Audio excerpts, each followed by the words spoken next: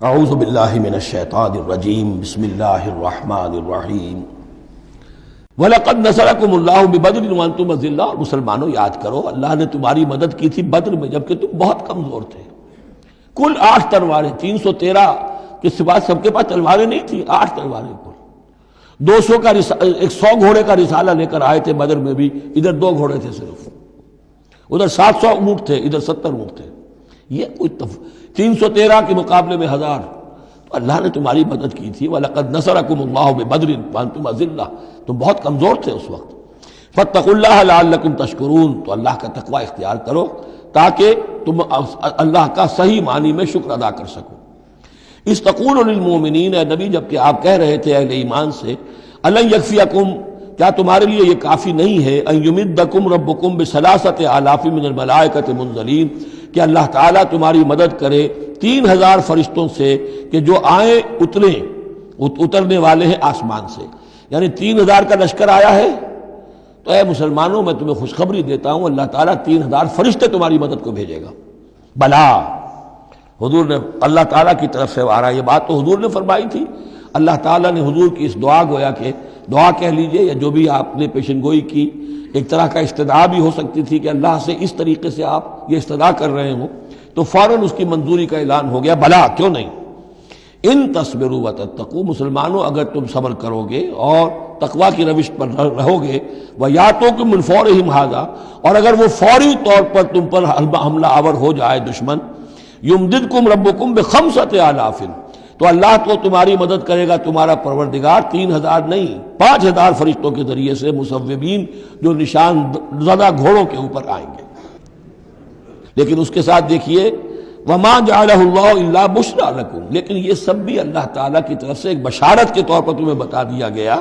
وَلِتَطْمَئِنَّ قُلُوبُكُمْ بِهِ، اور تاکہ تمہارے دل مطمئن ہو جائیں۔ وَمَا النَّصْرُ إِلَّا مِنْ عِنْدِ اللَّهِ، مدد تو ہوتی ہی اللہ کی طرف سے ہے، فرشتوں کا بھیجنا بھی ضروری نہیں ہے، اللہ فرشتوں کو بھیجے بغیر مدد کر سکتا ہے، کن فیکون کی شان رکھتا ہے۔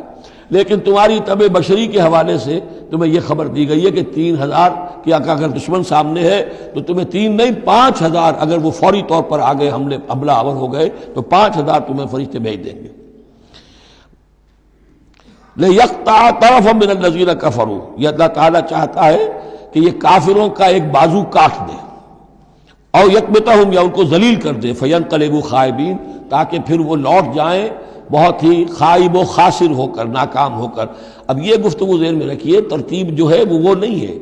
پہلے جو ذکر ہو رہا ہے وہ تو آپ میدان جنگ میں پہنچ چکے تھے، یہ ذکر ہو رہا ہے اس سے پہلے کا، جب خبریں پہنچی ہوں گی کہ 3000 کا لشکر آ رہا ہے، اس وقت جو گفتگو ہوئی ہے۔ اب اس جنگ کے دوران جو بھی کچھ مسلمانوں سے خطائیں ہوئیں، غلطیاں ہوئیں، ان کی طرف بھی اشارہ ہے۔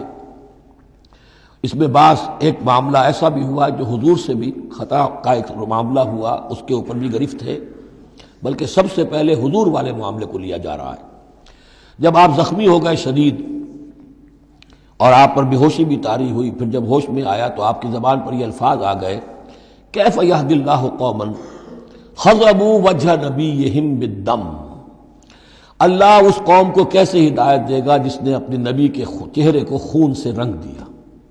کیونکہ تلوار کا وار پڑا تھا آپ کی، یہ چیک جو ہے، چیک بون پر، یہ جو ہڈی ہے چہرے کی، اور اس سے 2 آپ کے دانت بھی شہید ہو گئے تھے، اور یہ کہ فوارہ خون کا چھوٹا تھا، اور اس فوارے سے ظاہر بات ہے آپ کا پورا چہرہ لہو لہان، پورا جسم، اور خون اتنا گیا کہ آپ پر بے ہوشی طاری ہو گئی۔ کیف یہدی اللہ قوما، اللہ کیسے ہدایت دے گا اس قوم کو، خضبوا، جنہوں نے رنگ دیا، وجہ نبیہم، اپنے نبی کے چہرے کو، بالدم، خون سے۔ اس پر گرفت ہو رہی ہے۔ لیس لک من الامر شیء، اے نبی آپ کا کوئی اختیار نہیں ہے، آپ کا کام ہے دعوت دینا، تبلیغ کرنا، لوگوں کی ہدایت و ضلالت کا فیصلہ ہم کرتے ہیں، آپ نہیں کرتے۔ اور دیکھیے اللہ نے کیا شان دکھائی، جس شخص کی وجہ سے یہ سب کچھ ہوا ہے، خالد ابن ولید، حضور ہی کے زبان مبارک سے اسے خطاب دلوایا، خالد سیف من سیوف اللہ، خالد اللہ کی تلواروں میں سے تلوار ہے۔ حالانکہ یہ ساری زخ جو پہنچی ہے وہ حضرت خالد ابن ولید اس وقت تک جو وہ کفر کے سرداروں میں سے تھے اور وہ آئے تھے۔ لیس لک من الامر شیء، اے نبی یہ اختیار آپ کا نہیں ہے، اور یتوب علیہم اور یعذبہم، اللہ کے اختیار میں، وہ چاہے گا تو ان کی توبہ کی توفیق دے دے گا، وہ ایمان لے آئیں گے، یا اللہ چاہے گا انہیں عذاب دے گا فإنہم ظالمون، اس لیے کہ ظالم تو ہیں، انہوں نے گناہ تو کیا ہے، غلط کام کر رہے ہیں، سزا کے وہ حقدار ہو چکے ہیں، لیکن ہو سکتا ہے اللہ انہیں ہدایت دے دے۔ اب دیکھیے یہ وقت کی بات ہوتی ہے۔ چند سال پہلے طائف میں وہ دعا جو ہے آپ سے کہا گیا، فرشتہ آیا کہ اے نبی، جنہوں نے آپ پر پتھراؤ کیا ہے اور آپ کی توہین و تذلیل کی ہے، یہ ملک الجبال جو ہے کہتا ہے کہ میں حاضر ہوں، مجھے اللہ نے بھیجا ہے، آپ فرمائیں تو ان دونوں پہاڑوں کو ٹکرا دوں جن کے مابین یہ وادی کے اندر یہ شہر طائف آباد ہے، تاکہ یہ سب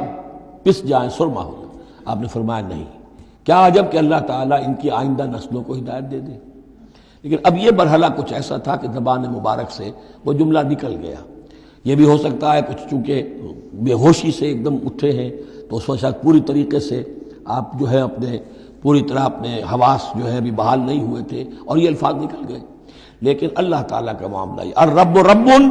وَإِن تنزل والعبد عبد وَإِن ترقى، بندہ بندہ ہی رہتا ہے چاہے کتنا ہی بلند ہو جائے، اور رب رب ہی ہے چاہے کتنا ہی نزول فرما لے۔ اب تو وہ وقت ہے نا، رات کا پچھلا پہر شروع ہو رہا ہے نا، اللہ تعالیٰ سمائے دنیا تک نازل ہوں گے، اور شب معراج میں حضور 7ویں آسمان پر چلے گئے۔ اللہ اس پہلے آسمان پر آ کر بھی رب ہے، اور حضور اس 7ویں آسمان پر پہنچ کر بھی بندے ہیں۔